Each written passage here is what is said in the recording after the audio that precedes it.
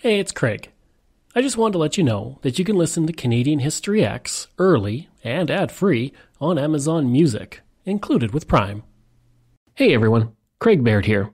Before I begin today's story, I want to take a moment and ask that you check me out on Patreon at www.patreon.com/CanadaEHX. There are several tiers with great benefits, from ad-free content to t-shirts and other cool stuff.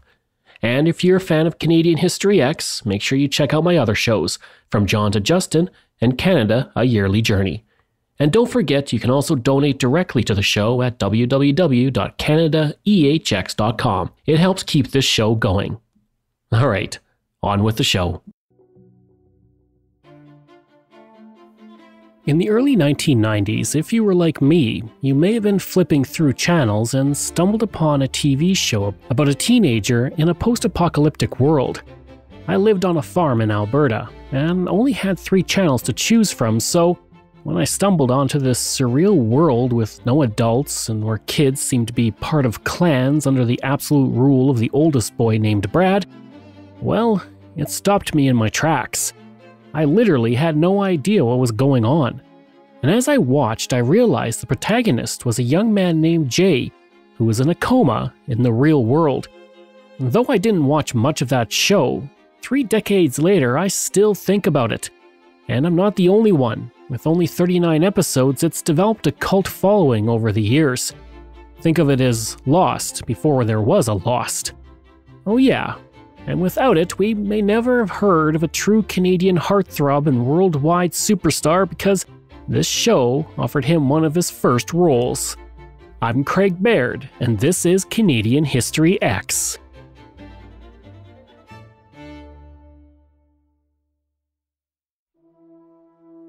When I tweeted that I was working on this episode, the most common response from followers was that they thought it was a fever dream, and they weren't even sure the show was real, or at least as they remembered it. So, with that in mind, let's delve into the history of the Odyssey.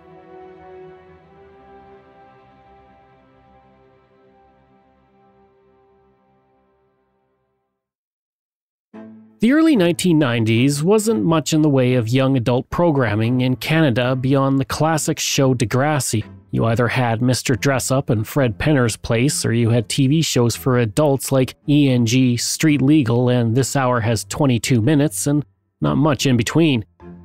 Things were slowly changing. The critically acclaimed, teen-oriented drama series Degrassi had been around since 1987. It was airing on CBC and PBS in the States, and it would go on to become one of the longest-running series in Canadian history, and one I will talk about in a future episode. Then there was Street Sense, which debuted on CBC in 1989. That show targeted young adults and treated them as equals, not talking down to them about real issues such as money, sexuality, and being a teenager. These were the stepping stones for a new show that would go on to challenge conventions for what a young adult adventure series could be. I watched all 39 episodes of The Odyssey to prepare for this very episode, and I was shocked at how it tackled some very heady philosophical topics including classism, drug abuse, finding a purpose, and even fascism. Show creators Paul Vittles and Warren Easton wanted the series to feel like the mythological tale of Jason and the Golden Fleece. If you're not familiar with your Greek mythology, here's what you need to know. The story of the Golden Fleece surrounds the hero Jason, a character in Greek mythology who went on a quest with some of the mightiest heroes of his time. The Greek myth of Jason and the Golden Fleece is one of the oldest myths of the hero's quest. It's a classic story of betrayal and vengeance. Now this isn't Game of Thrones, but it's familiar. A king is murdered, a throne stolen, and Jason is hidden away and raised by a centaur. As a young man, he returns to reclaim his rightful place on the throne. King Peleus, the usurper, replies that Jason first needs to accomplish a difficult task to prove his worth. The task is for Jason to retrieve the Golden Fleece, kept beyond the edge of the known world in a land called Colchis.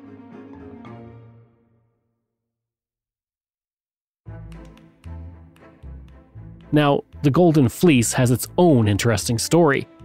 It involves Zeus, the king of the gods, a golden ram given to Jason's ancestor, which was sacrificed by Aeetes, the son of the sun god, who hung the fleece in a sacred grove guarded by a dragon. because an oracle foretold Aeetes that he would lose his kingdom if he lost the fleece. And that's what Jason stole with his buddies, the Argonauts in the myth. The fleece was the symbol of authority and kingship, and Jason stole it so he could take his rightful place on the throne. Now you may be wondering, how does this connect with the CBC cult classic from the 1990s? In the pilot, the protagonist, Jason, attempts to join a tree fort club led by Keith, a tough kid in the neighborhood. To join the club, he had to bring something of value, and he chooses to bring a telescope given to him by his father, who's been missing for several years. His father fell overboard while on a fishing trip with Jay and was never seen again.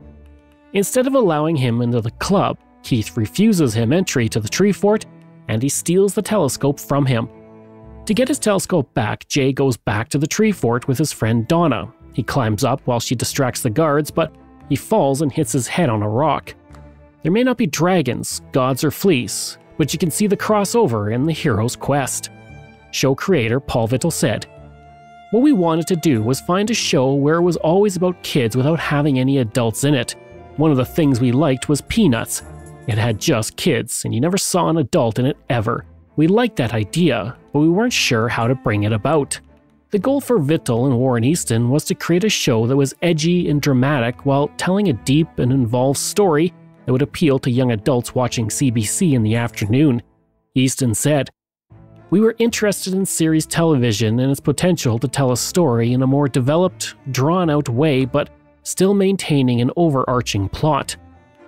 And while they had a story idea, they didn't pitch it for 5 months believing that it was too bleak for a children's show, but they kept coming back to the idea. You could even say they were destined to work on the series. So, the two men crafted a story of a young man, Jason, later renamed as Jay, who falls into a coma after falling from the tree fort and descends into a surreal world only populated by children who have never heard of adults. Concepts such as home and parents were unheard of to them. To build a complex story inside the head of a coma patient, the two creators went to Michael Chechik, an independent producer and TV director who had been working in mostly documentary films since 1975. They gave him a verbal pitch because they hadn't written any scripts. Chechik liked the idea, and he looked to Angela Bruce, the head of children's programming at the CBC. In what seems like something out of a myth foretold, it turns out Bruce had gone through a coma at one point in her life, and she immediately loved the idea. She told the three men to get something to her desk as soon as possible. Positive word of mouth for this new series began to spread, and while development took over a year, the pilot was approved for production in the spring of 1991.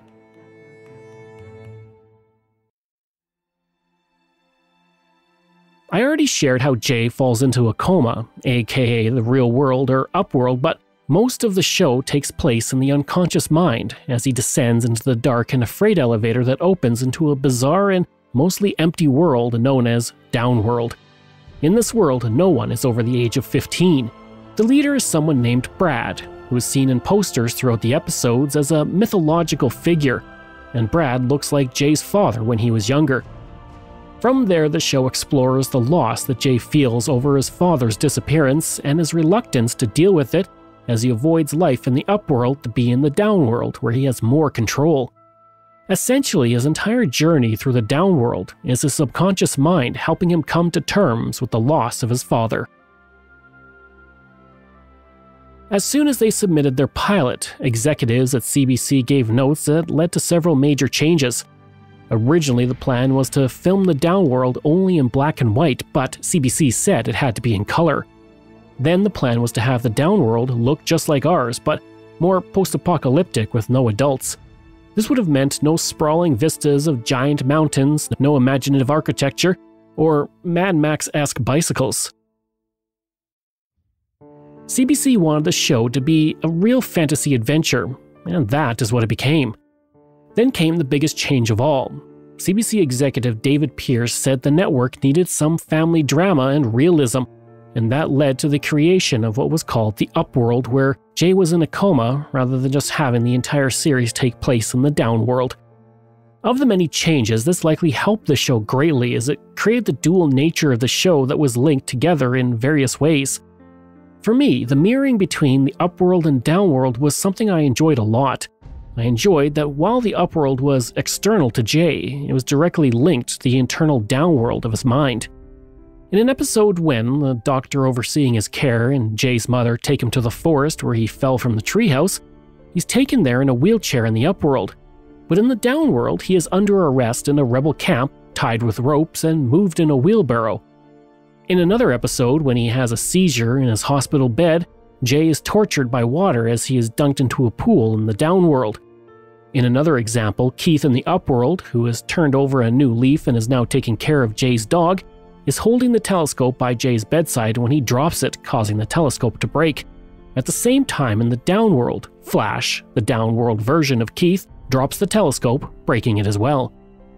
Often these parallels between the two worlds were quite subtle, but they existed to show that things happening in both worlds affected one person. Creative producer Chuck Laser said, "The challenge is to take a show about a kid in a coma and give it legs. I think it is the most interesting show on television to be working on right now because of the premise. It frees you up so much. It's not a cop show, it's not a lawyer show. We can do just about anything we want in terms of story." With the story planned out and the changes made, the next task for producers was casting the lead.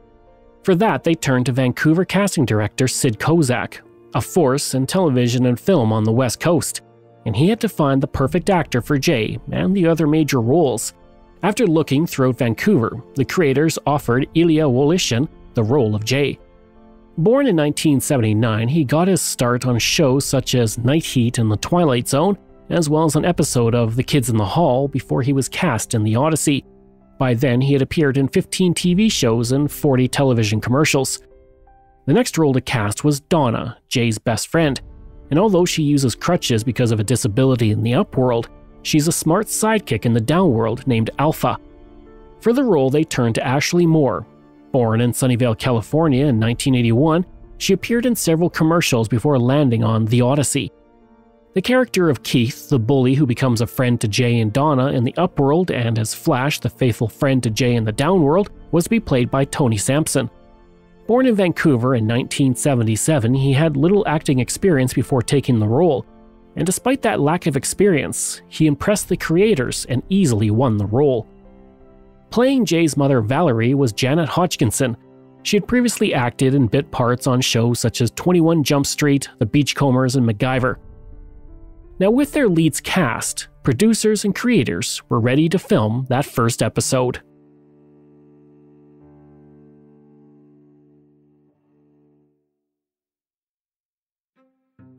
The first episode set the tone for the rest of the series.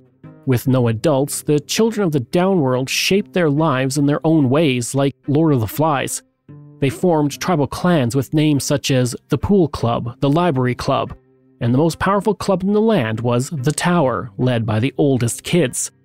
The leader of the Tower is Brad, and he created a police state in the downworld.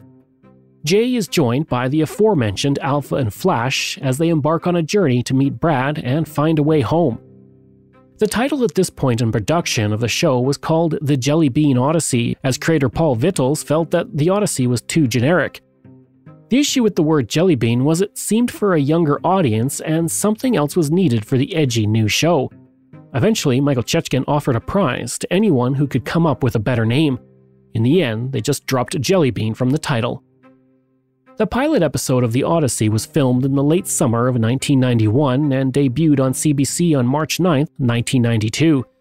The Edmonton Journal called the show Mad Max meets 1984 with a dash of Lord of the Flies mixed in, stating, quote, "After a few minutes of The Odyssey, adult viewers will stop counting the literary and pop culture allusions and concentrate on enjoying themselves." The rest of the first season was filmed in the summer of 1992, a year after the pilot, and in that time, puberty had hit the young cast of The Odyssey. Now, it's not something you would notice if you watched the pilot in March 1992. However, as someone who watched the pilot episode and then the second episode a few minutes later, the sudden aging of the characters is very noticeable. Robert McLaughlin was brought in as director of photography, and he was tasked with creating two distinct worlds. To do that, the downworld sequences were filmed with a super wide-angle lens. He also used the Dutch angle technique that consisted of an angled camera shot where the horizon line isn't parallel with the bottom of the frame and the vertical lines are at an angle to the side of the frame. Nearly every shot in the downworld is at an angle to give it a surreal and dreamlike feel. CBC wanted to appeal to kids and create a world of fantasy, and the clubs were designed for maximum appeal. The library girls were dressed in a collegiate way while the children in the woods looked like scavengers. The rulers of the downworld had a Gestapo-type uniform. Production also took advantage of the Vancouver landmarks such as the Vancouver Art Gallery becoming Dreamworld's Hall of Justice, the Britannia Heritage Shipyards becoming a hideout, and the famous tower location. Production simply used the Maritime Building. The writers also expanded on the characters in the downworld with new antagonists who slowed down Jay's quest for the tower throughout the first season. There was Finger, played by Mark Hildreth, a menacing officer that bullied Jay in the downworld. Then there was Medea, played by Andrea Nemeth, who foretells Jay's destruction of the downworld and uses magic and political tools to prevent Jay from reaching the tower. Fractal is a scientist in the downworld interested in the theories of grown-ups and the upworld. He was played by Jeremy Raddick, who chose to play him as a Robert Oppenheimer type in reference to the man who developed the atomic bomb. He said, "I did some research on him and other Manhattan Project scientists and decided Fractal was someone who got easily swept up in the idea of science for science's sake." One of the most prominent roles on the show was that of Macro, who became the main antagonist and didn't emerge until near the end of the first season. For that role, it was important that the producers found someone who could create a real villain. For that, they cast a virtually unknown Vancouver-born actor. His name? Ryan Reynolds. Macro, we were just going to call you. I'm sure. I'll deal with you two later. Hope you like the tower, because it looks like you'll be here a while. At least until I find Brad and we can make our little video. Brad wouldn't help you, even if you did find him. Oh, you better hope I do. Because otherwise, we could be here forever. The rest of the first season debuted on November 9th, 1992, and it did quite well in its Monday night time slot. Ratings showed that the audience was split almost down the middle, half were children, and the other half were adults drawn to the cerebral premise. One episode that stood out for me features Jay needing to pass through various dreamlike worlds to continue his journey. Each world has people in it encouraging him to stay in place. Whichever one he's in offers him something he's looking for, such as a dream home for him to spend the rest of his life in. And as he moves through the doors, his clothes also change to reflect the new reality. You know, we're gonna need a separate freezer. No problem. Is 27 cubic feet enough? Are you gonna go hunting? Hunting? Oh, I know just the perfect one. Hold on. This is supposed to be my nowhere. How come you're doing everything? Well, here's something you can do. Hey! Oh, I'm so happy for you. Why don't you stay here forever? You're supposed to ask me that. You came through the door first. This is your nowhere. I've only got 23 minutes left. This is our nowhere. Jay, we can be happy here. Forever. At the same time, his dog in the upworld comes to his bedside and begins to bark, leading to the dog's appearance as a companion in the downworld. Not surprisingly, this episode was nominated for 2 Gemini Awards for Best Writing in a Dramatic Program and Best Direction in a Dramatic Series or Comedy Series. And as soon as the show finished its first season, viewers clamored for a second. The phones at CBC also wouldn't stop ringing as people called to ask if Jay would wake up from his coma in the second season. The show ended the season on a cliffhanger as well, which was highly unusual for a children's show, and some viewers were angry. Michael Chechik said, "We're all pretty shocked. The message came back to us. How can you do that to the children of Canada?" With that, CBC commissioned a second season. The show also picked up 7 awards, including a Gemini for Best Youth Series, just prior to the launch of the second season. Chechik said, "I'm happy for the CBC because they took a chance with a show that was unusual and imaginative." Television critic Greg Kennedy said of the show, Unlike its unfortunate child hero, the Odyssey won't put you in a coma. Bob Remington, a critic with the Edmonton Journal, also praised the innovative new show, stating, "It is a refreshing original concept that is neither as boring nor as dark as its premise would suggest." By this point, the show was syndicated in 41 countries around the world, including Turkey, Iceland, and Portugal. Unfortunately, competing visions between CBC and the creators would lead to changes as the show entered its third season.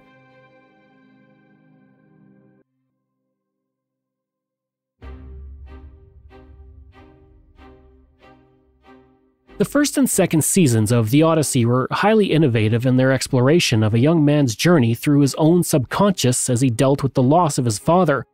After the second season, a festival in Cologne, Germany cited it as one of the top 10 shows in the world.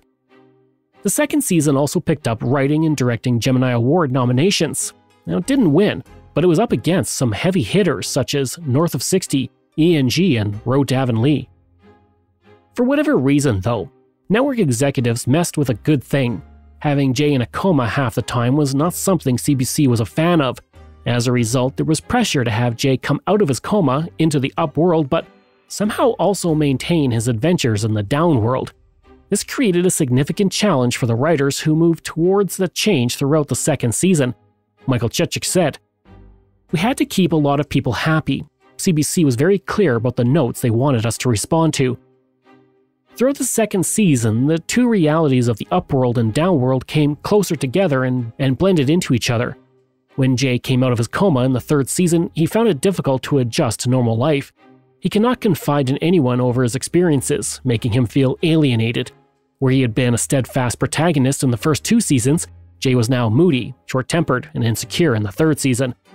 And with the cast now well into their teen years, the storylines also shifted to include partying, youth crime, and dating.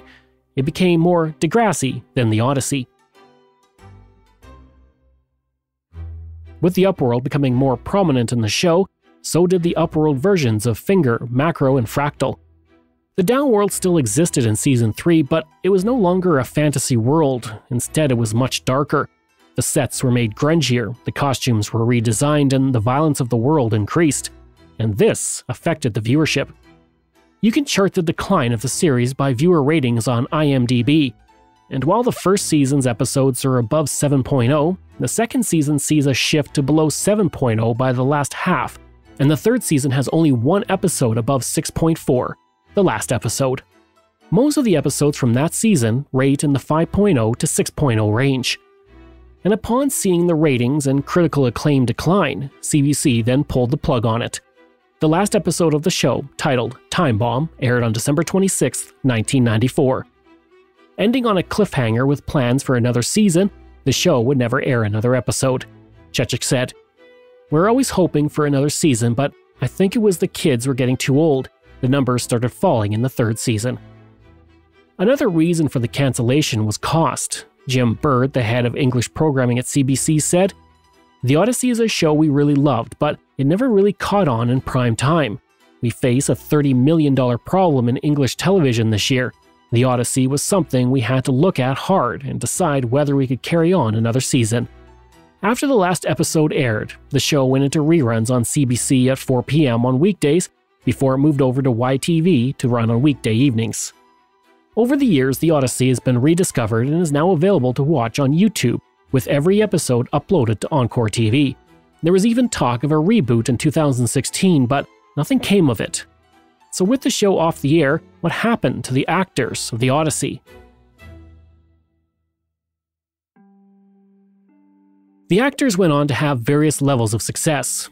Ilya Wolishin, who played Jay, appeared in some low-budget movies before he retired from acting in 1999. Sadly, he died suddenly in his home in Barrie, Ontario on January 19, 2023 at the age of 43. I was unable to find the cause of death. Ashley Moore, who played Donna, starred in the coming-of-age film Now and Then alongside Rita Wilson, and she earned a Young Artist Award nomination. She also appeared in episodes of Madison, Northern Exposure, and Strange Luck. Her last acting credit was an episode of Touched by an Angel in 1997. Unfortunately, 10 years later in Richmond, British Columbia, she died of an accidental heroin overdose. Tony Sampson, who played Keith, continued to act for the next decade and a half. He voiced Eddie in the animated series Ed, Edd and Eddy, which ran for 6 seasons from 1999 to 2009. After the show ended, he started working in the oil sands in Fort McMurray as a heavy equipment operator. Mark Hildreth continues to act and has appeared in a wide assortment of shows such as The Tudors, Supernatural, and Eureka. He also does a lot of voice work for video games. Andrea Nemeth continued to act until 2000 when she appeared in Scary Movie. From what I can tell, she's now a successful realtor in Victoria, BC. And as for Ryan Reynolds, well, let's just say he did pretty okay for himself. He's the owner of Aviation Gin and a soccer team in Wales that recently won the National League title. He also does a little acting on the side to maintain his status as a Canadian-born heartthrob and international superstar. I hope you enjoyed that episode and our look at The Odyssey. Information from IMDb, CBC, Hollywood North Magazine, Wikipedia, Edmonton Journal, Vancouver Sun, Calgary Herald, and the North Bay Nugget. This show is researched, produced, and written by me, Craig Baird, with the help of Dila Velasquez. Audio production and design by Rosalind Kufor. If this is your first time listening and you like what you heard, please take a moment and give us a 5-star review to help other people find these amazing stories. And there are so many for you to sink your teeth into. If you enjoyed this podcast, then please check out my other podcasts, From John to Justin, Canada, A Yearly Journey, Pucks and Cups, and Canada's Great War. We love hearing from you, so if you have a show topic you want me to cover, email me at craig@canadaehx.com. Or stop by my website and social media. I'll include all of those in my show notes. Until next time, I'm Craig Baird, and this is Canadian History X.